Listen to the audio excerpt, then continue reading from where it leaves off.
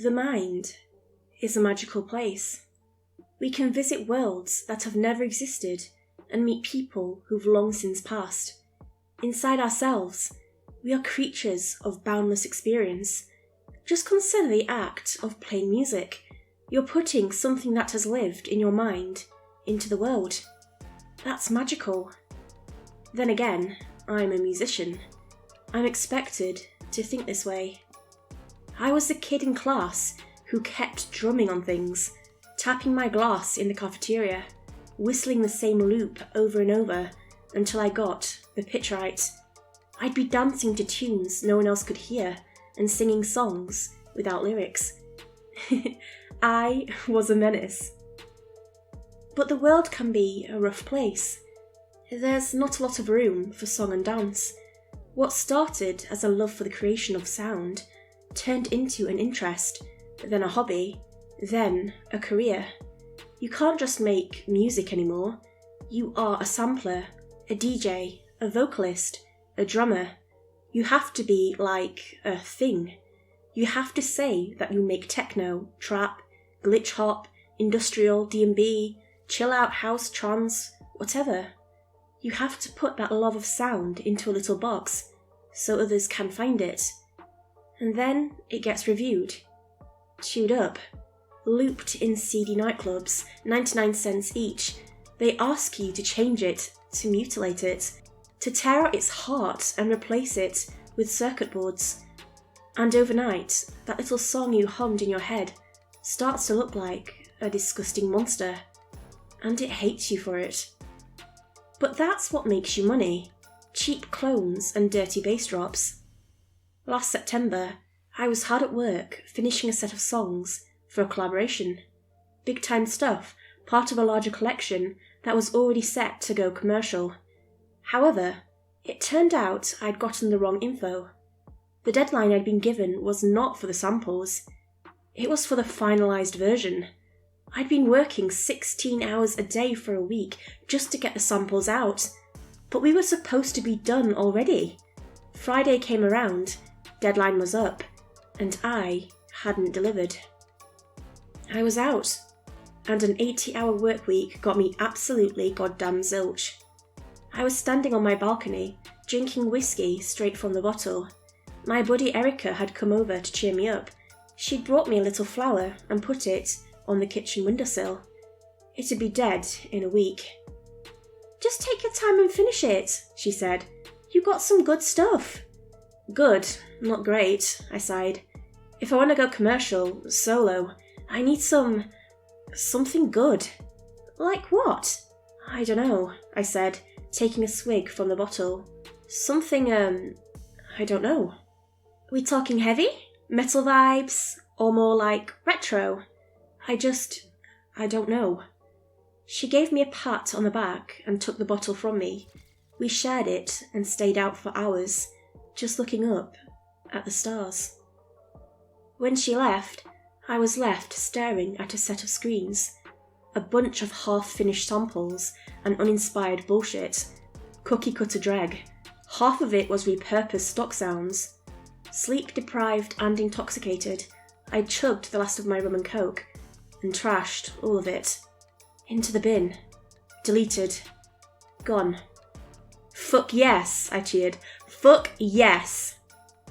I spent the rest of the night listening to that little part of me that just loved music. That part of me that was singing melodies, humming songs, and just dancing the night away. That childish part of me that stayed silly and kooky, and who never stopped listening to that crackling spark of life at the back of my mind. Boundless potential reached into me and told me to make something. Endless possibility, like the stars above. And I had fun. Letting it all go, I finally just had some fun. For a moment, I stopped. I glanced over at the sunflower that Erica had brought over earlier. The blue, wilting petals, vibrant and beautiful, trapped and contained. Relatable. I watered it, and threw it off the balcony. Be free or whatever. I have to keep going. I let my mind go and watched the coloured lines stack up into patterns seemingly on their own. This wasn't even my song anymore. It was the song of whatever worked its magic through my hands. I was just along for the ride, like being kidnapped and blindfolded in the trunk of a speeding car, hoping it doesn't crash. And it was gonna be an absolute banger. Sometime around 8 in the morning, I must have passed out in my chair. I woke up hours later, as the sun set, with a keyboard pattern imprinted on my cheek. I hawked down 5 glasses of ice water and crashed in the shower. I'd been an idiot. I could have finished a few of those songs in a day or 2. Could have put them up. Not for much, but something. Rent was coming up, and my wallet was running on fumes. Never, ever delete your work. But staring at me from the screen was this mutant song. This monstrous thing I'd whipped up in a frenzy. I was afraid to hit that play button, to hear it sober for the first time. My finger trembled. Should I? Why was I scared? I pressed it. Heavy percussion, deep bass line. This strange, wonderful sound, like hammers gently breaking bones, and molten metal richness frying the speakers. I'd never heard that kind of effect before. A thick pumping rhythm pulling at my neck, forcing me to nod along. Electronica cutting through the dark tunes like a banshee screaming for vengeance. An unnatural melody formed in an ecology of discordant thrashing. And at the centre of it, vocals.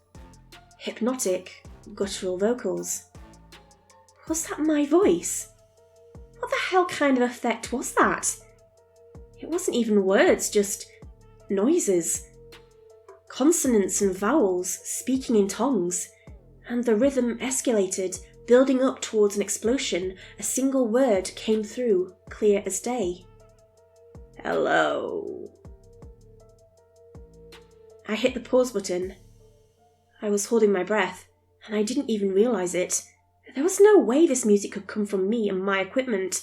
I didn't have any samples even remotely resembling this, and those vocals, they were something else entirely. No, I said, shaking my head. No way. I shut it down. Project closed, shut and deleted.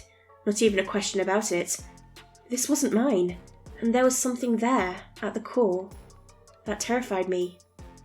It took me a while to realise that I had stood there, listening to that song on repeat, for 35 minutes straight.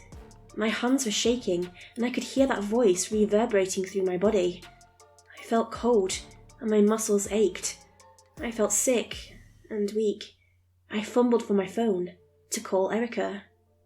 I had hundreds of notifications all across my socials, likes, shares, messages, follows, tons of them. I uploaded the song last night. It was already out there, under my name. I just stared at my phone, watching notification after notification pop up, ding after ding after ding. I'd never anticipated this volume of feedback, so I didn't have the default setting to stop it. Instead, I just stared at the screen, like an ant trying to understand a light bulb. What the fuck was happening? I sat down, burying my face in my hands. I should be happy. This was all I wanted, to go viral overnight. But it felt wrong, like it wasn't me. I'd let something work through me, and I felt used. I had no control over it. It was already out there. I retreated to my bedroom. I'd just woken up, and I was already exhausted. I crawled into my tangled sheets and pulled an old blanket over my shoulders. A light pushed itself through the gap at the bottom of my bedroom door, piercing the shadows on the floor like a dagger. Are you okay? No one said anything. It wasn't a physical voice in the room. It was more like an anticipation, like when you look at a friend and you know what they're about to say, and yet nothing was really said. And in another way, it was. It felt intimate, in a way. What? I whispered into the dark. What are you? Thanks for listening. What do you mean? I kept whispering. Listening. What? I sat up, looking around the room. I was wide awake again, and there was a throb in my temple. My left eye felt warm, like I was getting a fever. Something tickled my lips, and my mouth tasted iron. I was having a nosebleed. And there, by the light poking into my bedroom, I saw a shadow on the other side of the door. I twisted and turned that whole night, sleeping in half-an-hour segments until the next morning. I woke up dehydrated and famished. My head was killing me, and I smelled like death. My sheets weren't much better off. I dragged myself into the shower, barely noticing the few seconds where the water was still cold. It felt nice on my burning eyelids. I let the water wash over me like a baptism, accepting whatever may come.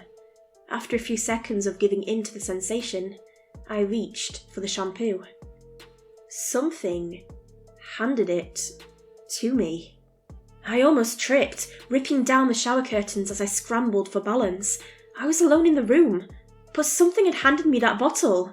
A hand with a slick, oil-like surface, like a viscous, chunky fluid in plastic wrapping. It had just been a split second, but I'd never felt anything like it. That tactile sensation made my fingers burn like ice. "Nope," I exclaimed. "Nah, no, fuck this." I put on my clothes and got out. Through the hall, past the elevator, down the stairs, out onto the street. No way I was sticking around for a fucking demon or clown or ghost or whatever to eat me. I headed out. I needed to be around people, in the daylight. I could go see Erica. I picked up the pace and followed the sidewalk down to the bus station. It took me a few minutes to realise there was someone behind me, matching my speed. I stopped, and so did they. An open street in daylight. It doesn't get much realer than that. That is soberingly real. And yet, there I was, hallucinating. I could give in to it and turn around, but there was a part of me telling me to just keep going. I knew that if I turned around, I'd see something awful. Something I couldn't recover from. And it was matching my pace. "Where are we going?" "We're not going anywhere," I whispered. "Leave me alone." "You want me here?" "I sure as fuck don't," I snarled. "Too late." I ignored my instinct and turned around. Fuck this thing. For a split second, the world turned into a tunnel, a dark, elongated tunnel. Space stretched forward, like a walk from me to an infinite void in a towering step. I felt a hand on my chest as I was pushed back, and yet I fell forward, my balance flipping me on my head, spinning me. I fell in a heartbeat as the air in my lungs was stolen. I just laid there, on the wet pavement, gasping for air. A wet leaf stuck to my face. "Come on, let me in." Let you? I forced air into my lungs and got up to my knees. An old woman on the other side of the street gave me a long, confused look. I'm not giving you shit." "Please?" "No! Fuck off!" I have a vague understanding of what happened next. To an outsider, it must have looked like I was wildly screaming at myself. It must have looked like I was trying to fight the air, or ripping my own hair out. But to me, it was a fight of life and death. I could only understand it in a mental sense. There was nothing really there. A being, just out of sight. A step to the side. It wrestled me to get into my head, posing a million questions at once. "Do you think you can make it on your own?" it asked. I tried to shut it out, tearing at my hair. "Are you enough?" I slapped myself, pushing my hands into my ears. "Is it worth it?" I bit my lip until I tasted blood. My eyes felt impossibly warm. What will you do when you fail? What will your friends say? Can you even love anymore? I couldn't keep up. I couldn't deflect any of it, and every time I hesitated, I could feel these long, soft fingers press into the flesh of my mind, trying to steer my brain like a hand puppet. And at some point, I gave up. For the rest of the day, I was out of control, just like I'd been that first night, when I just let go. I used my last cash on vodka and a hamburger. I went home, cranked the volume to max, and blasted my neighbours with my new mix. I was dancing around in my underwear, chugging booze straight from the bottle. I could see things move on their own, equalizers self-tuning, auto percussion beating to the sound of my racing heart. Every blink of the eye, every beat of the pulse, it was all twisted and turned into this electronic expression of unbridled frenzy. And sometime around midnight, I leaned over the microphone and croaked in that impossible voice. Hello. I woke up, naked, lying down on the balcony. I was holding up an empty bottle, watching the stars refract through the glass. And there, for a second, I was at peace. Stars above, watching me, loving me. Whatever was with me, near me, buried in me, was enjoying this just as much as I was. Then reality set back in. I dropped the bottle on my chest and felt nothing. I was hypothermic. My fingers and toes were just as blue as the sunflower Eric had brought me. I crawled back inside as the shivers came. I could hear notifications on my computer, but my living room was in disarray. I'd torn off an armrest from my chair, broken the kitchen table, and left the water running in the kitchen sink. I'd stabbed the closet door with every knife I had. I'd smashed every drinking glass and dropped the shards into the bathtub. I dropped to my knees, cutting myself on shards of glass. I was completely out of control, and it wasn't even me. It wasn't my fault. 120 new notifications. 130. 140. This person liked this, that person liked that. This one favorited this, this one favorited that. Liked. They love us. What? What the fuck have you done? They want to hear us. Who are you? Nobody. I got this image floating in my head, an image of little girls and boys playing with whatever they could get their hands on.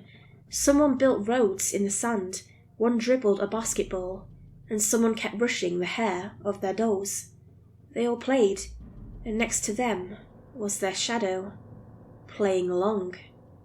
And right there were my memories, tapping my glass in the cafeteria, whistling the same loop over and over.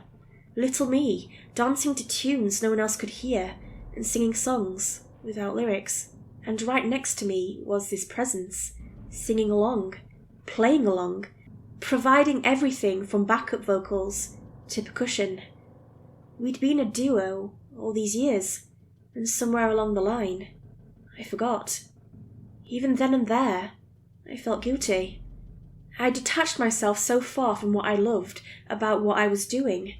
I'd forgotten the joy, but in that brief moment where I'd gotten it back, something came along with it. And nobody. I'm sorry, I wheezed. I forgot. You went solo. I chuckled. They were right. I was a Simon to their Garfunkel. Hearing the glass crinkle under my knees, I shifted uncomfortably. I forgot, I said. I'm sorry. It was quiet for a while. Just me and the running water in the kitchen. A dog barking next door. I was getting more notifications than I could count. And yet, in my head, there was quiet. Until it wasn't. Too late. The balcony door swung open so hard that the glass cracked and the hinges tore off. I shot up and stepped inside, poking holes in the soles of my feet. Like a glitch stepping out of the night sky, a solid black form stepped into my apartment. A real, physical being. It was a living void with a sort of plastic sheen. A massive 10-foot giant crouching to get inside.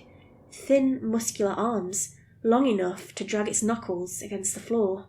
Nimble, four-jointed insectoid legs, bending and twitching every which way. An expressionless, melon-shaped head.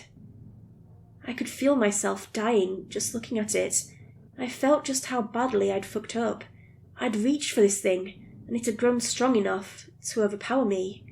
It didn't have to say anything. I knew what it was thinking.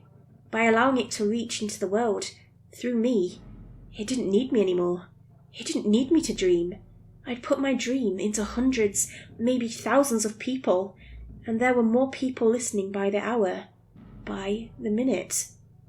I was the dead meat, the tag-along. I stepped backwards and reached for the first thing I could grasp, a broken chair leg. I swung at the creature, feebly smacking into its arm. It felt like hitting wet cement, with a thick fluid resistance. That was the only weapon I had. It reached for me, and effortlessly picked me up by the throat. It carried me into the bathroom and slammed me against the side of the bathtub. I heard the glass rattle. It dragged me up, but I managed to put my hands on the edge of the tub. It started pushing me down, attempting to shred me. I could feel little stings all across my hands and feet. I was panicking. It was too strong and relentless. It'd kill me without a second thought. That was a wounded animal, biting the hand of an abuser. "Wait!" I gasped. Wait! A push, and my arm slipped. 3 pieces of glass slipped into my elbow, poking a nerve. A bolt of pain shot up all the way to my neck. My accounts!" I screamed. You can't manage it! You don't know how it works!" There was a hesitation in its movements, a question forming in the equivalent of its mind. "They can shut it down. They can ban you. You're screwed." I counted my panicked breaths as it lifted me out of the bathtub. It dropped me onto the floor and smashed the porcelain cistern of the toilet with a force that shook the room. The dust made me cough, and my eyes teared up. "I can take you away." That won't change anything," I said. "You can have my body, but you don't know how it works. They'll take you down. Not right now, but soon." "You lie to me." "You think I'm the bad guy?" I spat. "You haven't faced a fucking algorithm, have you? You think I am this way out of what? Spite? You think I want to be like this? To churn out this uninspired fucking dung like a factory slave?" "You choose." "This was never my choice. This wasn't—" "No." There was a moment between us. It could easily rip my head off, turn me into dust, shred me and crush my bones. But instead, we just stared at one another. "You think they'll dream of you?" I asked. "That they'll invite you into their hearts, their souls? You're a fad, a moment. Nothing lasts anymore. If you want to last, to be something, to live fucking rent-free out there, you have to play the game." A cold hand crept up on my throat, and a slick finger touched my neck. It decided something, and I had no choice but to agree. Nowadays, I've stopped making music.